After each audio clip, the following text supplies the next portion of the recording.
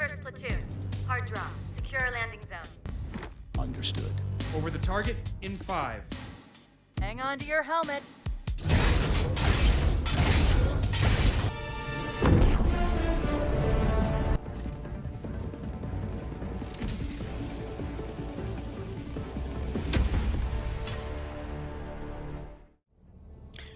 Welcome back to From ODST to Helldiver. In this video, we are going to go ahead and cover primary weapons. And we're going to get pretty in-depth with this. I think I'm going to showcase a lot of them, if not all of them. And a couple of different things about the primary weapons that are noteworthy, especially the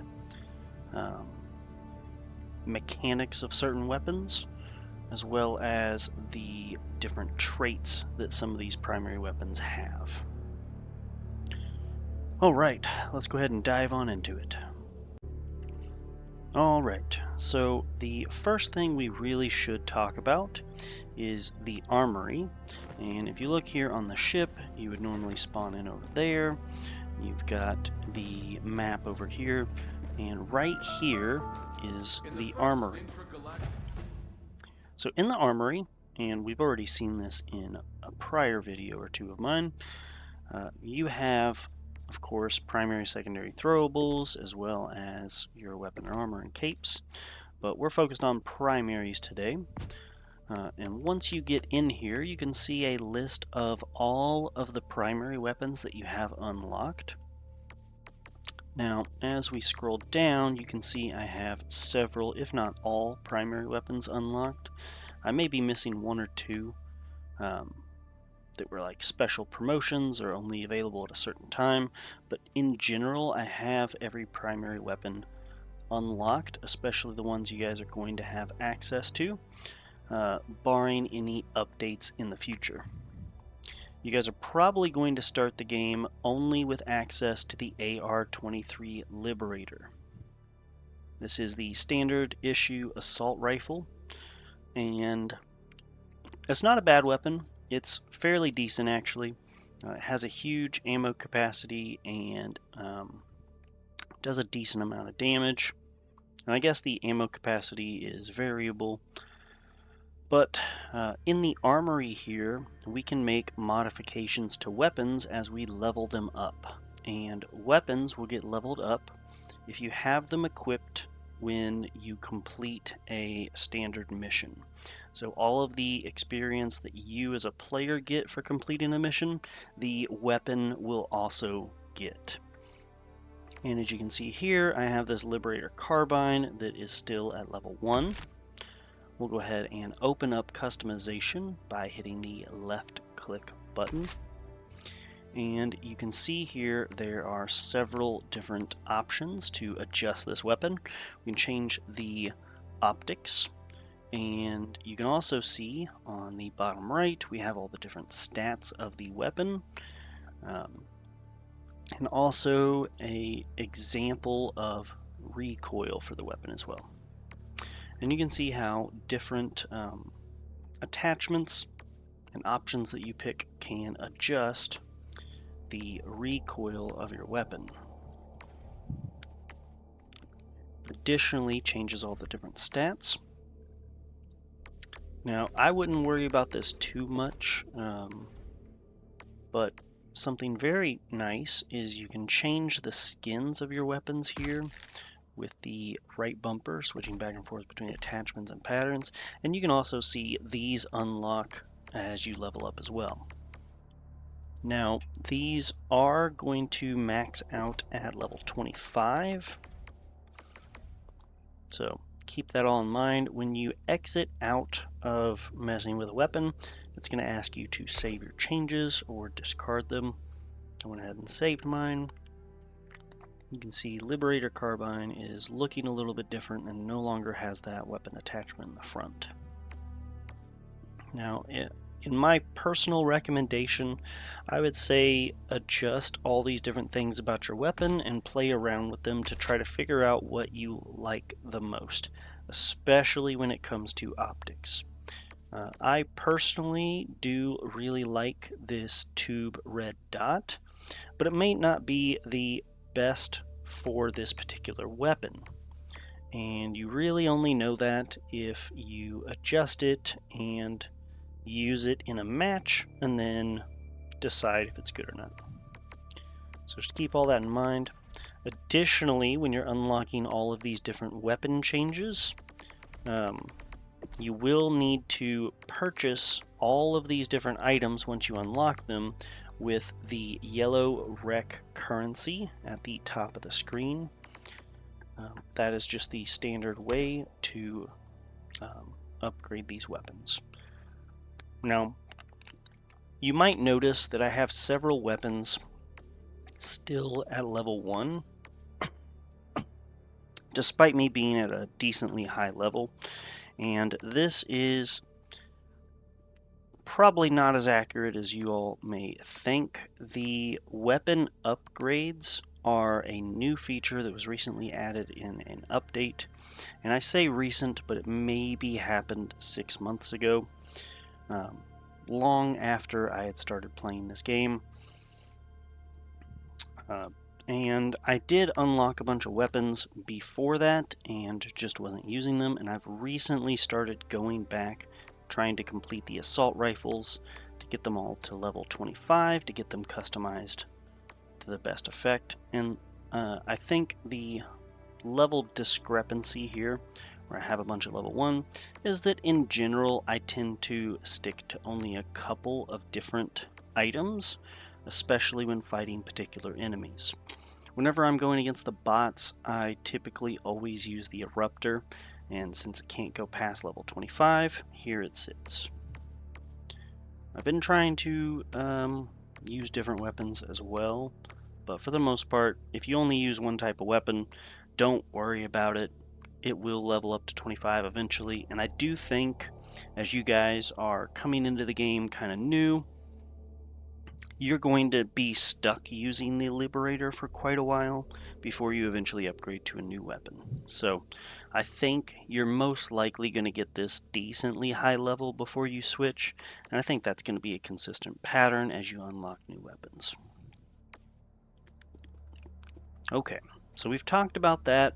Now I want to talk about the general typing of these different weapons. So this first bracket here is the assault rifle. These guns typically have 3 alt fire modes in general. They're two-handed weapons. You have to use both hands to wield them. They have an automatic, a semi-automatic, and a burst fire rate. That is the general idea of the assault rifles. It's not a set in stone mandatory thing, but that is the general consensus. Assault rifles are fairly good at mid to close quarters for sure, and are good at taking out hordes of lesser enemies as opposed to maybe a charger or a bile titan or anything like that. Typically the assault rifles have just the weapon trait of light armor penetration, but as you can see here, we have another AR-23, but it is the penetrator, thus named because it has medium armor penetration. Now you can see the difference between these. The penetrator has more recoil and does less damage, but has medium armor penetration. Now the results of this are going to vary in game because if an enemy has only light armor, then the light pen will hit and be able to damage it, but the damage will be reduced since the armor matches your penetration. So in practicality, you might find that the damage is actually going to be around 60, whereas the Liberator Penetrator, since it has a higher armor penetration than the enemy's armor, it's actually going to do 100% of its damage. So that is going to be a 60 damage as well. So really these are very comparable as far as damage is concerned, though this will not be able to penetrate medium armor. I tend to, for that purpose, prefer the Penetrator over the regular Liberator, and I do find that I like medium armor pen more than I like the light armor penetration in general. Now, the exception to this really is that the light armor pen tend to do a bit more damage in general. And I know that it can be reduced against light armor targets, but there is also an additional reason to go for light armor pen. It is to train your personal skills. There are several enemies in the game that are medium armored, but have light armor weakness spots. And if you use a light armor weapon, it is going to naturally train you as you go to seek those particular targets on their bodies out, and it's going to make you better at aiming and wielding these types of weapons. So my recommendation to you guys as well is to actually use light armor penetration for a decent amount of time as you adjust to hitting weak spots and whatnot, and then eventually transition to the medium armor pen, having the skills that the light armor penetration weapons have given you. Okay, so I guess we should also talk about some other stats here. We have damage, capacity, recoil, and fire rate. These should be pretty obvious. Damage is damage, capacity is how much ammo it can hold, recoil is if the aimer is going to go up or down or side to side, and then fire rate is how fast the damage comes out. Should make total sense. Alright, next item here we have the Liberator Concussive, and again it is a modification of the Liberator. It does slightly less damage and has much more recoil, as well as a slower fire rate. But with all of that, it does have the capacity to stagger your enemies. Now, in order for stagger to take effect, it does have to actually damage the enemy. So if you're using this against something that has medium armor all over it, you're not actually going to get to stagger it. You're going to actually have to hit them for damage in order for that stagger to work. That being said, this is a nice alternative to the Liberator and could be very useful, especially when you're in a squad and you want to save a teammate from a bunch of fast bugs or whatnot. Moving on to the next weapon, we have the AR-32 Pacifier.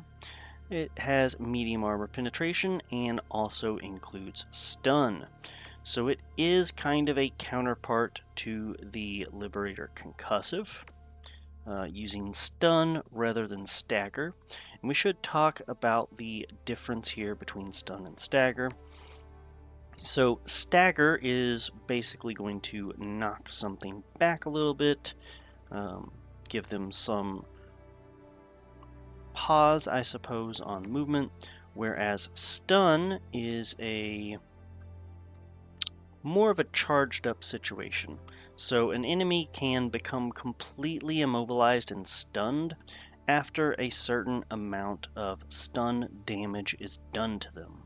So this isn't going to immediately stun anything with one bullet, but after unleashing enough firepower on them, they will be incapacitated for maybe a second or two.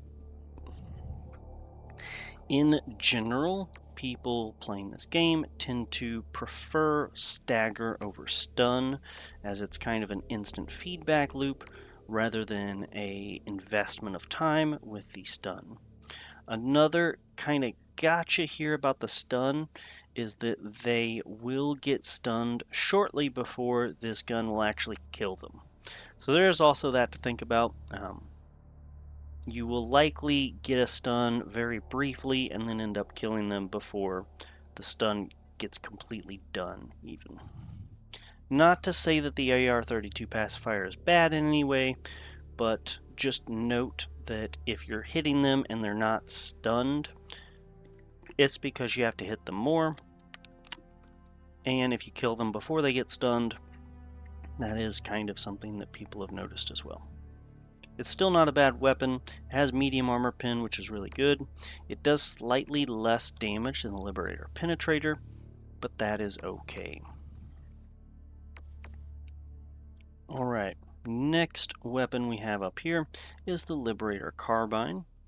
You can see here it has a bit of a difference in look and feel that you really can't gather until you're in the game using it. This has a increased fire rate. We can look here. Fire rate is 640 versus 920.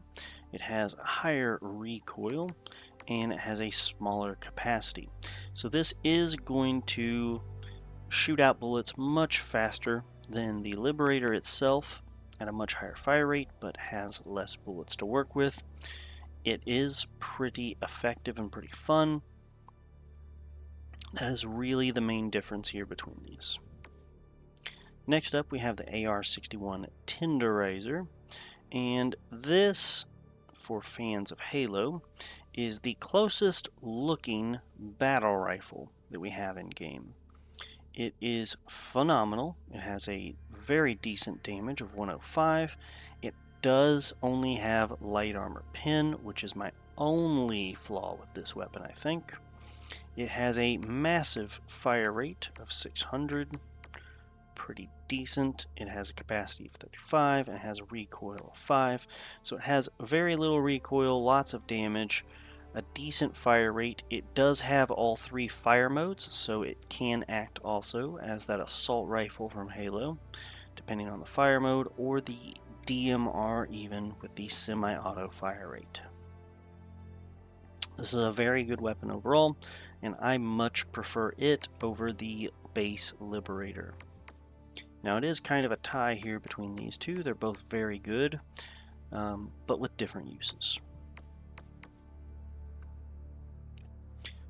Next up for the assault rifles we have the Adjudicator, which has a very decent damage, has medium armor penetration, but has a smaller capacity and higher recoil, as well as a decent fire rate. And if we compare these 2 here, or 3, you can see the difference here. This is a very, very good medium armor pen weapon. I do think it is maybe on par with the Liberator Penetrator, maybe a bit better. I do have a lot more experience with the Liberator Penetrator, but the Adjudicator is pretty nice. It definitely has a different feel to it than the other rifles, so if you do get this unlocked, it's very good, but has a totally different feel to the other weapons. Can't really describe that much more than what I said. Alright, so let's talk about the next type of weapons, and this is the Marksman Rifles. So when you load the game, you are most likely, and I assume this, but maybe not, this was the free weapon that everyone was given called the R2124 Constitution. And this has famously been dubbed the meme weapon. It was an honorary weapon given to us from our forefathers, as it were. It comes included with a bayonet, which only 2 weapons as of today have bayonets attached, so it is quite effective at melee damage, but you may notice a couple of strange things about it. One, there is no scope for the R2124 Constitution at the moment. Now if we go into customization, you can also see there's no attachments whatsoever. So it is very much a meme weapon. No attachments whatsoever, no scope on top as a marksman rifle. It has a okay damage here at 180 with medium armor penetration, which is a lot to love actually, but where it lacks is it has a staggering capacity of only 5 bullets, And after every fire of this gun, it has a bolt action lever that you have to crank in order to get your next shot, as well as the property rounds reload. And what rounds reload means is that every time you fire a bullet, you have to individually reload that bullet. You don't have magazines to swap out, you just have one bullet at a time reload. So it is very efficiently high damage and medium armor pin, but overall you're going to find that this is more of a meme weapon than a real weapon. Now, for those of you out there that love melee builds, this is a great weapon for that. Having that long range medium armor with a decent amount of damage, you can one-shot a lot of enemies on the battlefield, especially ones in the back. But just keep in mind, there are much better weapons than this, and we're going to start diving into those right now. Starting with the R2 Amendment. Now, this is also a ceremonial rifle, but as you can see, it has a magazine, it has a higher amount of damage, comes with light armor penetration, and has 20 as its capacity. So it is a much more efficient weapon overall over time. It also has a pretty decent fire rate of 480 compared to the measly 60 we just uncovered, and is the only other weapon with a bayonet. And as you can see, there is a scope on top, comes full with weapon customization features. It is a great weapon. Next up, for medium armor penetration, is the R6 Deadeye. Has medium armor penetration with rounds reload. So it is a lever action rifle, similar to the bolt action rifle. Every time you fire, you're going to have to pump that lever, which is actually not as slow as you might think, but it does get in the way. There is no automatic firing with this weapon. It also has rounds reload, so you will reload this fairly quickly. It's not as slow as the Constitution, I think, but just keep in mind it has a capacity of 8 and it has rounds reload, so you're not going to be able to shoot all day. But what it lacks in ammo capacity and speed, it makes up for with 300 damage per bullet and medium armor penetration. Compare that to the 200 light armor penetration, you can see the Deadeye is most likely a more deadly weapon per bullet, but it does have a 100 fire rate compared to the 480 of the Amendment. This is a really good weapon for long-range fights. Next up, we have the Diligence. This is a marksman rifle of 165 damage with light armor penetration. It has a much better capacity of 25, and it has a decent fire rate of 350.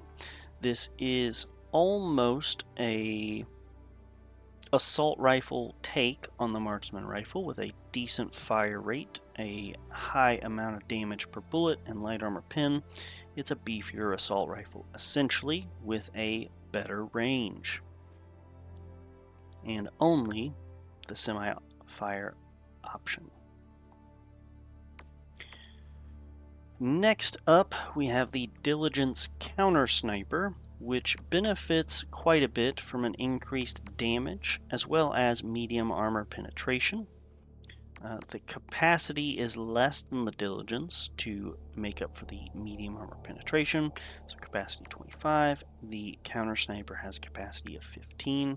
It still has a very decent fire rate of 350, but has a recoil of 33.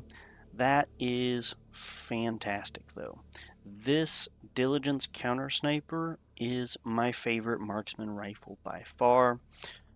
If I need to get into a game and I want some long-range capabilities to do a decent amount of damage with medium penetration, this is my go-to weapon, purely for the fact that it is not rounds reload. You can reload very quickly. It has a decent ammo capacity, high damage, and medium armor pen.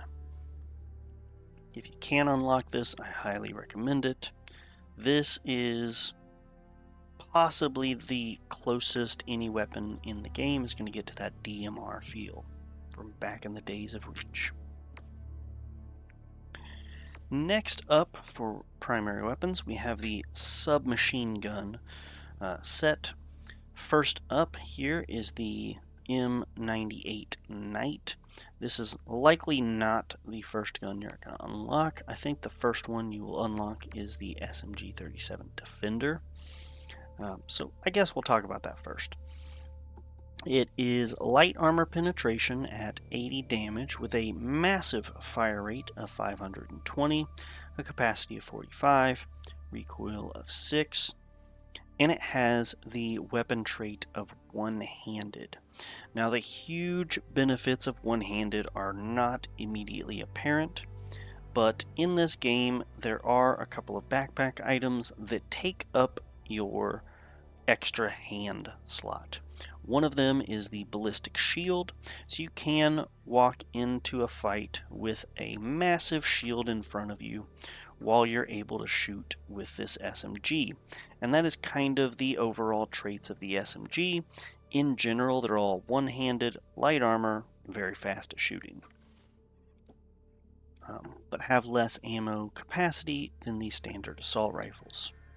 Now, that's not saying these are bad in any way and that you have to have some secondary thing in your other hand, but these are fantastic weapons for that type of playstyle. If, as a secondary weapon, you're going the melee build, these are great to have as your primary weapon if you have your shield out. Now, next up, we have the SMG-72 Pummeler, which is identical in several ways to the Defender. Capacity is 45, recoil is about the same, damage is slightly less for the Pummeler, and the fire rate is very comparable. They're both light armor penetration and one-handed, but this weapon has stagger rounds, so if you're able to damage with the Pummeler, the enemies are going to get staggered and unable to move, which is a huge benefit. I do think that makes the Pummeler slightly better than the Defender, but the Defender is much more effective at killing. So keep that all in mind. It really depends on what you want out of a gun. Do you want some utility, or do you want just to be able to kill as many as you can? So next up we have the MP98 Knight, and this weapon is phenomenal. This is my favorite SMG, and the reason for that is although the damage is fairly lacking at 70 damage per bullet, it has a capacity of 50 and has a fire rate of an insane 1380, and you can feel that. The fire rate is 1380 bullets per minute. You can imagine you're going to run out of ammo if you hold the trigger down in about 1 or 2 seconds. This thing is nuts and I love it. It is phenomenal. But it is light armor pen and one-handed, so just keep that all in mind. The recoil is 8, which sounds negligible, but with the high fire rate, it does make it slightly noticeable. So keep that all in mind. And also keep in mind, you're likely going to run out of ammo pretty quickly with this gun. All that being said, this is my favorite. Now next up is the odd man out of the SMG group. So this weapon is the only one that is both medium armor penetration and not one-handed. You can see here on the damage, we've got a massive 125 compared to the others. We have a capacity of 25, a recoil of 20, and a fire rate of 490, which is comparable to the other two down there. Yeah, this is kind of the odd man out. It feels like it should be an assault rifle, but for whatever reason is classified as a submachine gun. All that being said, it's not a bad weapon at all, but it lacks that one-handed utility that you really like when you're thinking of submachine guns. Still, it's a very good weapon. 125 damage, fire rate of 490, medium armor pin is very, very good stats. Alright, next category is the shotguns. And I'm sure most of you know, shotguns are phenomenal. They are the great close-range weapons of our lifetime. First one up is the Punisher, which is a massive 405 damage at light armor penetration with rounds reload. Has a fire rate of 80, which is fairly good, capacity of 16, which sounds low but is actually very, very good for a shotgun, and a massive recoil of 83. Next up we have the Slugger, which has slightly less damage than the Punisher, but has medium armor penetration, damage of 280, capacity of 16, fire rate of 80, and also has the rounds reload. So you are trading quite a bit of damage for that medium armor penetration, which is totally fine. I still think I prefer medium armor pen over light armor pen, especially if it's a shotgun and it's close quarters. Now next up we have the SG-20 Halt, and you can see here it has a couple of strange weapon traits. It has light armor pen and medium armor pen and rounds reload. Now, why does it have light armor and medium armor? That is because it has alt fire modes. So you can have armor penetrating flechette rounds, which are medium armor, or you can alt fire mode into stun rounds. So it has the capability to stun enemies with light armor pen or to penetrate armor with the medium armor rounds. This is almost a hybrid between the two. You can see the damage lines up in the middle there as well. It includes stun for that light armor portion and has everything else comparable. So if you have the Halt unlocked, you're probably going to be more likely to use it than the other two. Now, next up is my personal favorite for shotguns, the Cookout. Now this is very comparable to the previous shotguns, as light armor penetration, rounds reload, and a special weapon trait called Incendiary. And the reason this is my favorite weapon, it has fairly decent stats as far as damage and whatnot, but the incendiary rounds are phenomenal. When you make contact with an enemy, you will eventually begin lighting them on fire. The more hits you hit on them, the better the fire and the longer it lasts. This weapon is so good, it's unbelievable. Additionally, when you're shooting with the Cookout, you will notice a weapon drop for the bullet drop. Your bullets are very affected by gravity, but you can shoot this out very far, and normally that's pretty bad for a shotgun as the bullets are going to spread wide, but for this particular weapon you can do that over and over, shooting into far distances, and although you won't do a ton of damage with the scattered bullets, if they make contact, you will begin lighting enemies on fire, which will do a lot of damage. So this has quite a bit of utility for long range as well as being a standardized shotgun, but the light armor penetration might be its only flaw. So just keep all that in mind. If you have a chance to get the Cookout, I highly recommend it. Very good weapon. Next up we have the Breaker Shotgun, and this is the first one that does not have rounds reload. So it has a damage of 330 with light armor penetration, has a capacity of 16, but as you can see by the fire rate of 300 compared to our previous, you can shoot fully automatic with the shotgun, which is great. So this is a much faster firing shotgun, does slightly less damage than its other light armor counterpart, but doesn't have rounds reload and instead has magazines. Next up here we have the Breaker Spray and Pray, and this essentially, very similar to the Breaker, just has a wider firing of bullets.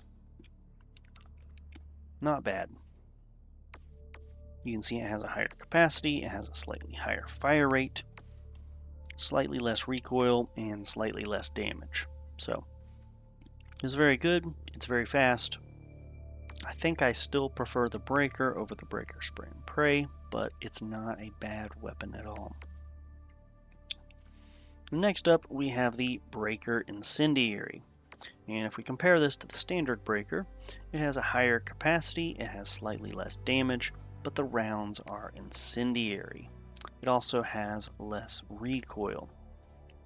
Putting all this together, this is a great alternative to the Cookout if you just can't stand the rounds reload that the Cookout has. It does slightly less damage than the Cookout, but it does make up for that with a higher fire rate. And it has magazines rather than rounds reload and a higher capacity. So it is generally, they're both kind of doing the same thing. I prefer the Cookout over the Breaker Incendiary, but your mileage may vary. Definitely check it out, definitely try it out. Okay, next up is a pretty interesting section here, the explosive section. Now there are currently 2 weapons classified as explosion, even though there are other weapons that have the explosive property. So first one up is the exploding crossbow, and it has quite a few great attributes that make it one of the best primary weapons in the game. Though, it can have some downsides as well. It has medium armor penetration, it is explosive, and it has that magical weapon trait, one-handed, which means if you do have a shield out, you can have the exploding crossbow. And since it has medium penetration, it is an alternative to the SMGs if you're doing a melee build and you want some kind of primary that can hit something hard. The damage is 620, which is massive, which makes sense. If you're going to have an explosive crossbow, it better do some damage. It has a maximum capacity of 5 before you have to reload. It has a fire rate of 50, which is admittedly not great, but it's not bad either. And then the recoil is 26. What you're going to use the exploding crossbow for most of the time is getting those far off targets or groups of enemies and letting the bolt explode, dealing damage to large groups. Now, you can hurt yourself with this weapon if you shoot it too close to yourself. I would say the range is maybe 5 feet from where it explodes. So if anything gets too close, you're going to want to swap out to a different weapon. Technically, you don't have to, but you will most likely die. But there is another fantastic utility about the exploding crossbow, and that is it can close bug holes. It can shut down the factories for the automatons, and if you fire it into one of the landed spacecrafts for the Illuminate after its shield is gone, it can blow those up as well. So it has some utility past just attacking your enemies. It can actually destroy some in-game, in-world objects, making this one of the best primary weapons, bar none. One-handed attribute, explosive, closes bug holes, very good weapon. The downside is, if things get too close, you can kill yourself. That's why it's very good to pair with melee weapons and a shield. Trust me, you won't be disappointed. Fantastic options here. Now next up we have the Eruptor, and the Eruptor has this amazing attribute, heavy armor penetration, as well as explosive. This weapon has a damage of 455, which is telling you it's less than the crossbow. But in game, I would say they're very comparable. It's hard to notice the difference in damage. The capacity, similarly to the crossbow, is 5 shots before you have to reload. The fire rate is an abysmal 32, and the recoil is 72. So the Eruptor basically has a bolt action. You can see at the front of the weapon on the front right here, a little bolt action. Every time you fire, you have to pull that bolt action lever back before you can take another shot. So the recoil does not actually come into effect really, because by the time you're able to fire that second shot, recoil is pretty much gone. This is another dangerous weapon where if you fire it too close, you're going to get hit, and it does not have that mythical one-handed property. It's a rifle of rifles. It does have a much further range than the exploding crossbow, which suffers from the gravity of the crossbow dropping pretty fast. The Eruptor has a huge range, and it has additional utility being heavy armor penetration, as technically it can take down a ton of enemies that you wouldn't expect. So when a charger is rushing in at you, the Eruptor can make contact and actually stun the charger. I've seen this in action myself a little bit. When it hits with such force that they kind of get shaken a little bit.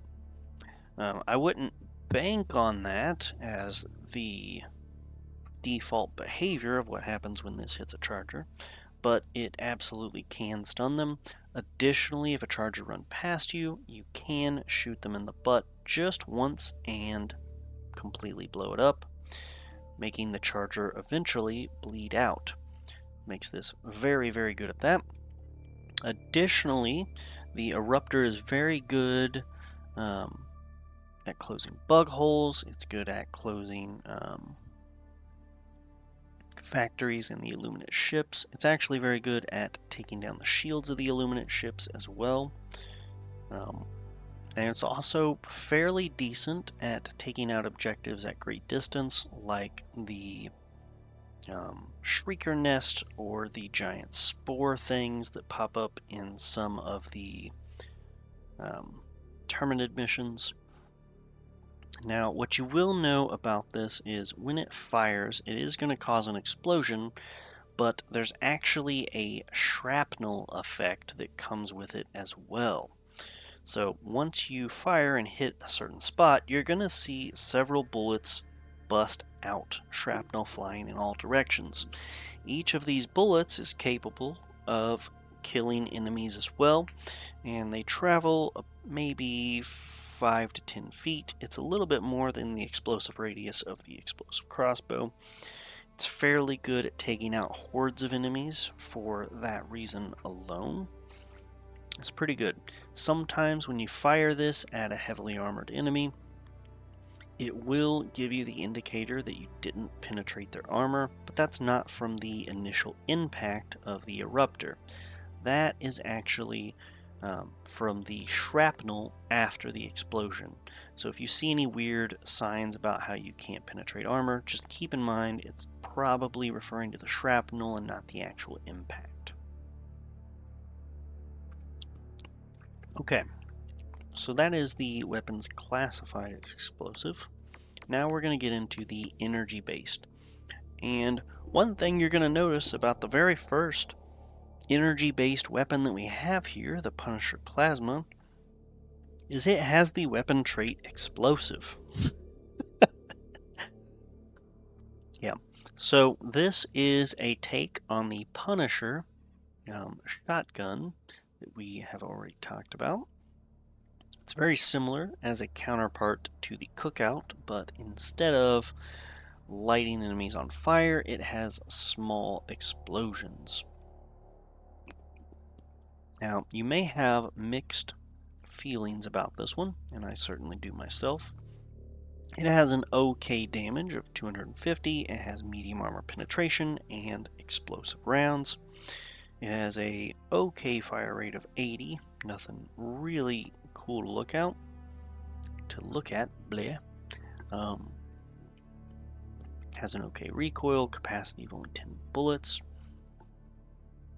but it is really effective at taking out large numbers of enemies with the explosives, but if anything gets too close, you will start hurting yourself. If anything's attacking an ally and you try to kill that thing, if they're too close, it can kill the teammate you're trying to save.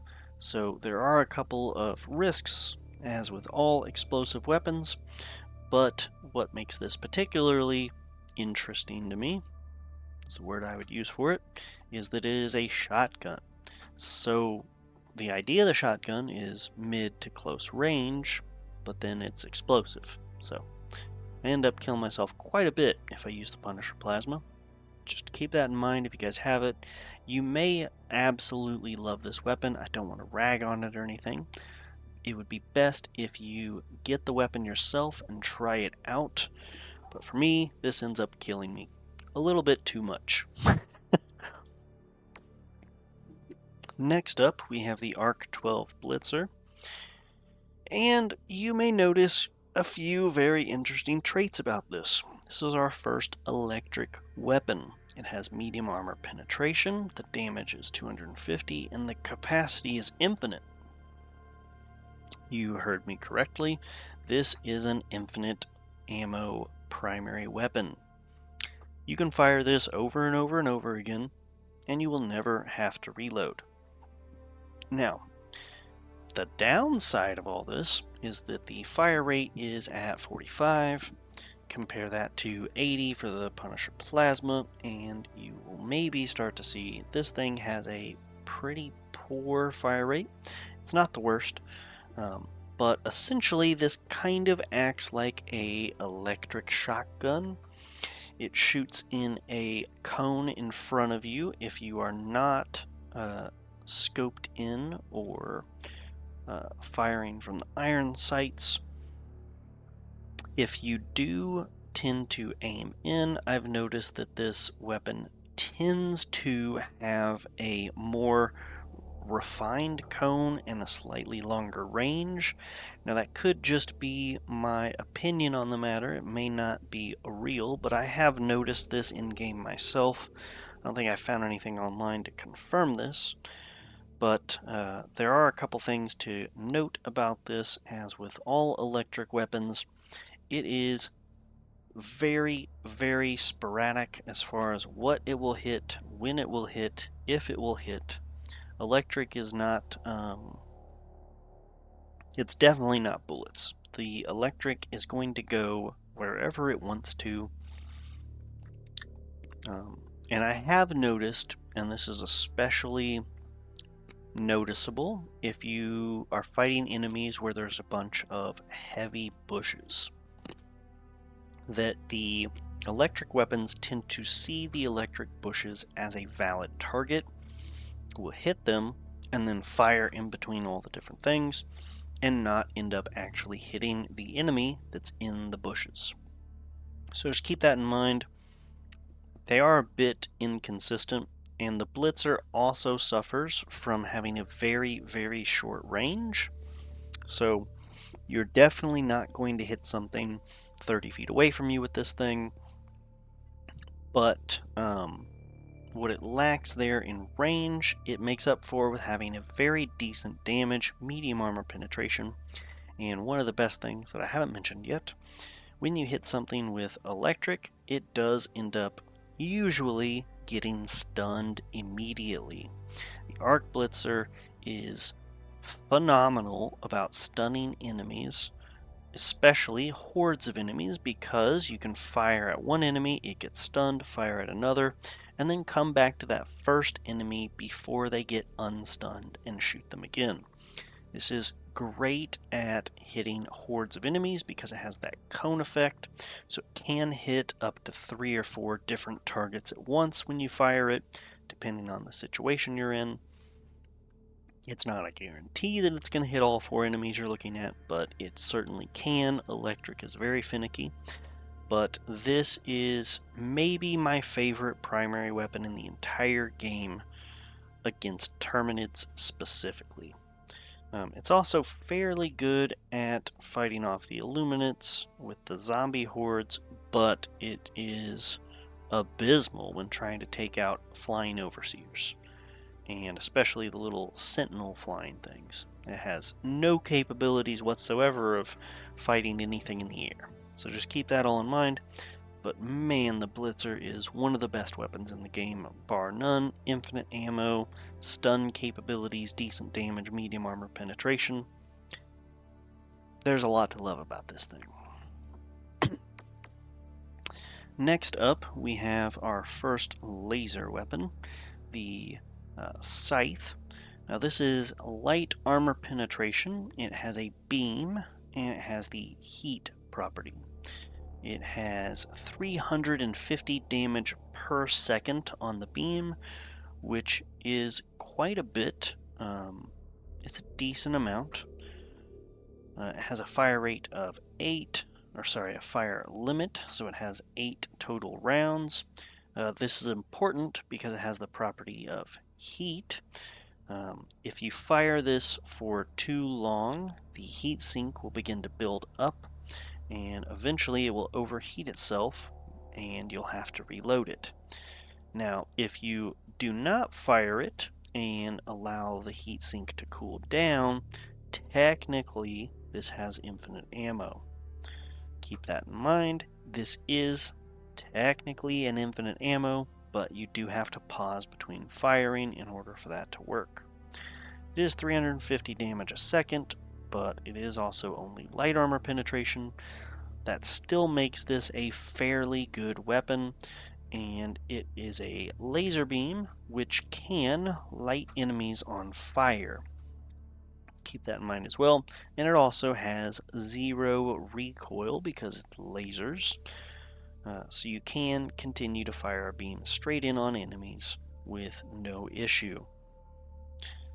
I do think this is a very good weapon. I do find myself sometimes getting quite annoyed by the light armor penetration, and also I tend to see that it's not practical to pause for as long as it takes to cool the sink down in firefights, especially on higher difficulties where there's too many enemies. So you will probably overheat it and reload it if you're wanting to survive. Don't be afraid to do so. Treat it like any other weapon that needs to reload, and you will be a-okay. The reload is much faster than waiting for it to cool off. So yeah, those are my notes on the Scythe.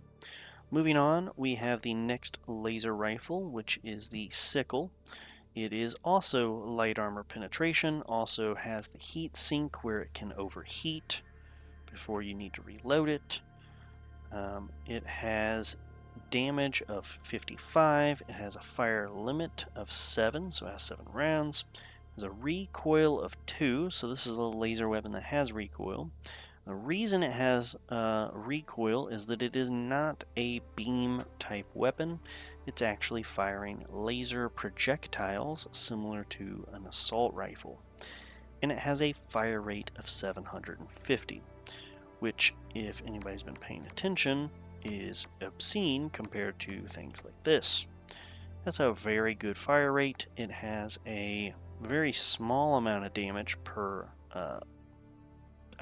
laser projectile of 55. It is light armor penetration, but that fire rate more than makes up for it. This is still a very good weapon. It's not my favorite laser weapon, but it is very, very good anyways. I highly recommend you guys at least try it out and get a feel for it. I think you'll really like it. The reason it's not my favorite is the next weapon up, the Double Edge Sickle, which, as you can see from the weapon traits, has quite a bit of confusion as well. It's one of those weird weapons that has the light armor, medium armor, and heavy armor penetration, as well as heat. You might think, oh, this has alt fire modes where you can change how fast it fires based off the penetration. That is completely incorrect. It does not have alt fire modes. It has the same fire mode as the sickle. It's very comparable. It has a fire limit of 15.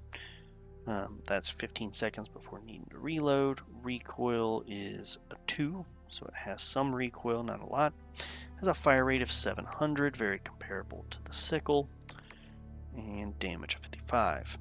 Now, what this ends up happening is it can fire for much longer with the fire limit before it begins to start overheating, but it allows you to completely overheat the thing past what the regular sickle does at the cost of lighting yourself on fire.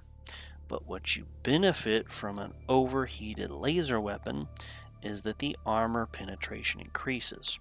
So it fires like a sickle until it reaches that first fire limit, begins medium armor penetration for a couple seconds, before it eventually rolls over to the heavy armor penetration and begins burning you alive. Once it reaches the normal capacity of the sickle, you will begin to light on fire and take some amount of damage, but when it hits the heavy armor, you are very much going to be on fire. So why is that good? Why is that a good thing? You might ask yourself, because if I light myself on fire while trying to kill my enemies, aren't I killing myself? The answer is yes and no. You are definitely hurting yourself, but you can mitigate this with the right armor passives. So in the game, there are armors that have a 75% resistance to fire damage. If you're wearing those and you use this weapon, you're going to survive for a very long time before this actually kills you. And additionally, while you're on fire, if you dive and land on the ground on your stomach, you will put the fire out. Stop, drop, and roll is a real thing in this game. Kind of funny. And additionally to that, if you activate a stim pack, it will offset the damage you're taking from the fire for a good 2 or 3 seconds. So, this is a great weapon. It's much more damaging than the sickle, but if you aren't using fire-resistant armor, it's probably going to kill you faster than it kills the enemy. Just keep that all in mind.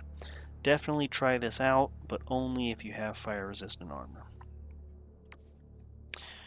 Next up, we have the Plas 1 Scorcher, which is one of my favorite explosive weapons, for sure. This is essentially the where this plasma right here is the shotgun. This is the Marksman Rifle, or maybe even considered a assault rifle. I use it more like a marksman, but you absolutely can fire it off like an assault rifle, so I guess it is an assault rifle because they have the single target alt fire mode.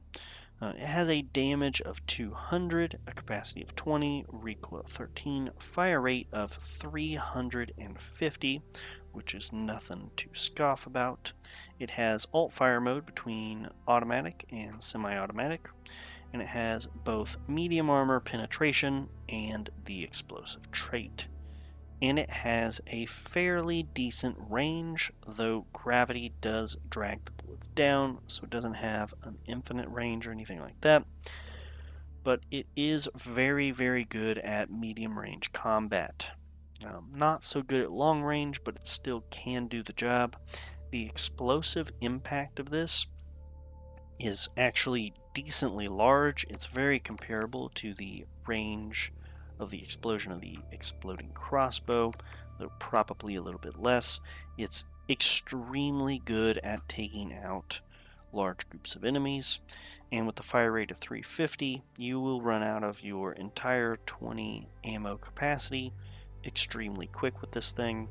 It's very good.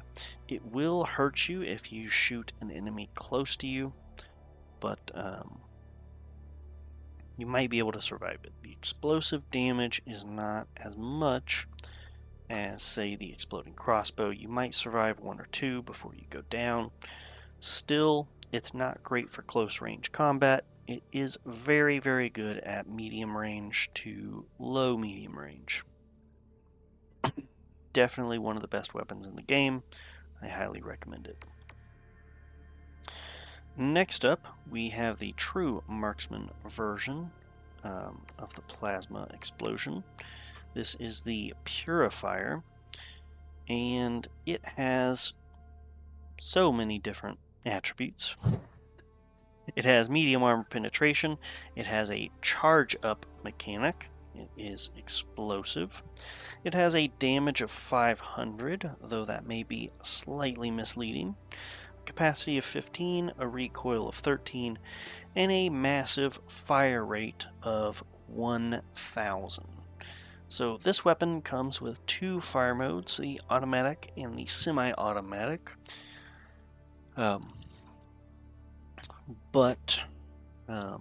It essentially, you can fire this weapon all crazy, like fire. Sorry, it doesn't have an automatic version. It's only semi-automatic. I apologize. If you hold the trigger down, you will begin charging the weapon up, and after a short time, you will see that it is fully charged. When it's fully charged, it will have the 500 damage plus a massive explosive radius. So you can charge this up and get that full damage amount, but if you do not charge it up and you just fire it, it fires much more like a marksman rifle, shooting multiple projectiles in quick succession, very fast. It gets that fire rate of 1000 for that reason, but the trade-off is that the damage of the individual bullets is much less, and the explosive radius is abysmal. So if you fire this in quick succession, you can take single targets down pretty quickly, which is very good against hordes of enemies. Not very efficient with your ammo. If you charge it up, you will get that more damage and bigger explosive radius, which can also take out large groups of enemies. So it has a built-in dual mechanic of how you get to fire this weapon and how you get to run around with it. I do think this is one of the absolute best weapons in the game. It's got a huge amount of damage, it's explosive, it's medium armor. It has basically 2 fire modes of charge it and detonate, or fire really quickly. It has a huge fire rate. It has an okay ammo capacity, but man, is this a fun weapon to use. I highly recommend that you use it if you get your hands on it. Alright guys, we are almost here to the end. We have the primary weapons last category, which is special. This VG70 variable is the latest weapon to drop in a war bond as of the recording of this episode. It is an immensely modular weapon. 3 fire modes. The first one is to fire 1 bullet at a time, and you can see from the barrel it has 7 total. You can fire 7 bullets at individually. Bam, bam, bam. It has an 85 damage here. Light armor pin. Capacity 49. Recoil 7. Fire rate is a decent 550. But the first alt fire mode for firing 1 bullet at a time is to fire 7 bullets at once. So if you use that mode, you're going to multiply the damage by 7, putting it at a pretty decent amount of damage. See, quick math here puts that at almost 600 damage or so. It is light armor penetration, which is a bit of a not great situation to be in, but with almost 600 damage, that more than makes up for it. It fires more like a shotgun, and it has a total ammo capacity of 49. So if you fire 1 bullet at a time, you get 49 shots. If you fire 7 at a time, you only get 7 individual shots, and it fires more like a shotgun, which could be fantastic. I think this is going to be the most versatile weapon that we have in game. You can swap between long-range individual shots and shotgun mode. Not that the 7 bullets can't have a decent range as well. But then the third alt fire mode is a bit insane. Instead of firing 7 bullets at once, it fires 49 bullets simultaneously, the entire clip. And this is 49 times the 85 damage, which is obscene. It's in the thousands of damage. It is insane how much damage that is. It's over 3,000. But you have to immediately reload afterwards, and firing all of those bullets at once has some negative repercussions. The gun itself will launch you back in the air like 20 feet or so. So if you are back against the wall on a cliff, you will fall into the abyss. You can offset this by firing in this alt fire mode while diving forward. You will not fall back while mid-air diving. Also, if you are laying on the ground in general, you will not be flung backwards. So keep those in mind as well. Diving is your friend if you're going to use the third alt fire mode for this. That is the highest damage a light armor weapon can do, I think, in the game. It has quite a bit of versatility, but it doesn't hold up against really armored enemies. So just keep that all in mind. I think this is a fantastic gun. I highly recommend you guys get this if you can and test it out yourself. Toy around with it. Figure out how to rotate around with the different fire modes and use them strategically. Next up, we have the Flam 66 Torture, which I think is the truest special weapon here. It is essentially a lightweight flamethrower. It has 380 damage per second. It has a capacity of 100, which drains over time. It has a abysmal recoil, and the only weapon trait it has is incendiary. Essentially, it is a flamethrower. It has less capacity as the actual flamethrower support weapon, and I think it also does slightly less damage than the flamethrower. But it is still very, very good. Enemies that are lit on fire will take the same amount of damage. I think it's just that this particular flamethrower fires out less flames than the flamethrower. I also think it has less range as well. So if you're really big on fire, and perhaps you never feel like flamethrower is good enough because you don't have anything to take out objectives or bile titans, and you want your support weapon to be something like a expendable anti-tank or a recoilless rifle or something, but you still want that flamethrower, this is fantastic for that build. Now, you could also use this with the flamethrower support weapon, and just instead of reloading either one, you swap to the other and reload when everything is dead. That's also a very good option as well. I do think this is one of those weapons that's very, very good, but there's also the flamethrower support weapon. Alright. Last weapon on the list of primaries is the Jar 5 Dominator. Now, I have toyed around with this thing for a while. It is a fairly good weapon. It looks like it is a shotgun, but it actually is not. It is more of a I would say marksman rifle of sorts. And I'll break that down a little bit in a second. It has medium armor penetration. It has a damage of 275. It has a capacity of 15, recoil of 45, and a fire rate of 250. It basically is like the assault rifle, but with less fire rate and much more damage and medium armor penetration. Essentially, it has jet-propelled rounds, and you can really feel the difference when you're firing this thing.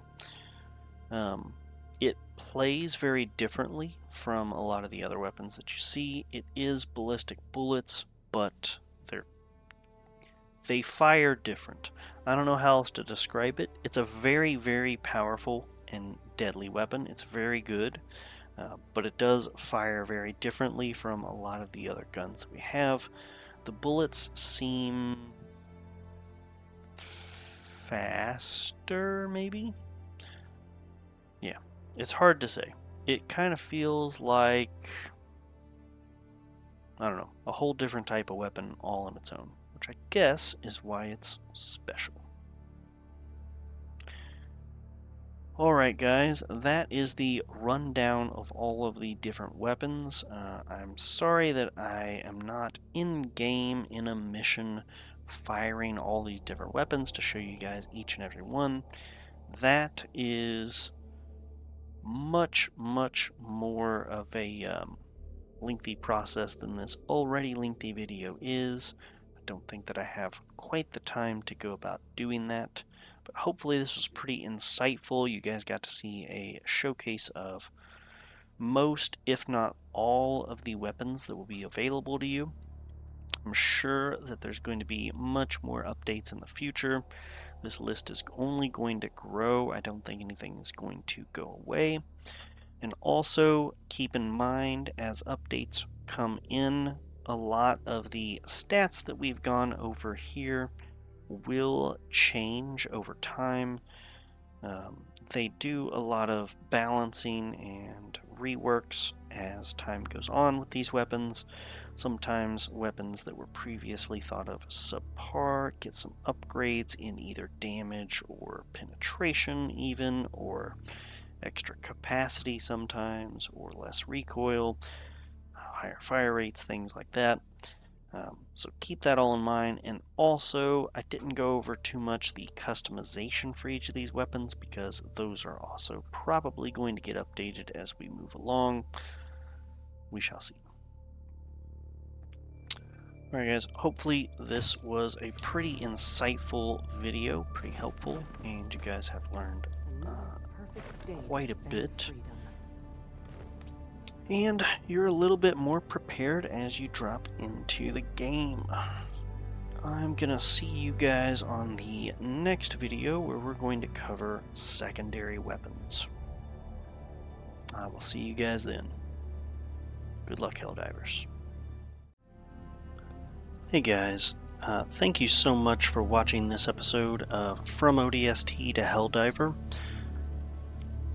If you found any of the information in this video useful, please go ahead and leave a like. And if you have any questions about anything, you want some clarification, or maybe you want to sync up in-game, go ahead and leave a comment down below, and maybe I can add you. We can get a couple of games together. And if you want to see a couple of more videos like this, why don't you go ahead and subscribe? That would really be appreciated. And hopefully this video gets you guys a little bit more prepared for when this inevitably drops on the Xbox. I hope everybody watching sees so many similarities between the Helldivers and the ODSTs. They're pretty much doing all of the same things. And I do find this game is, without a doubt, one of the greatest Halo games in the last 10 years. Alright guys, thanks for watching, and I will see you guys next time.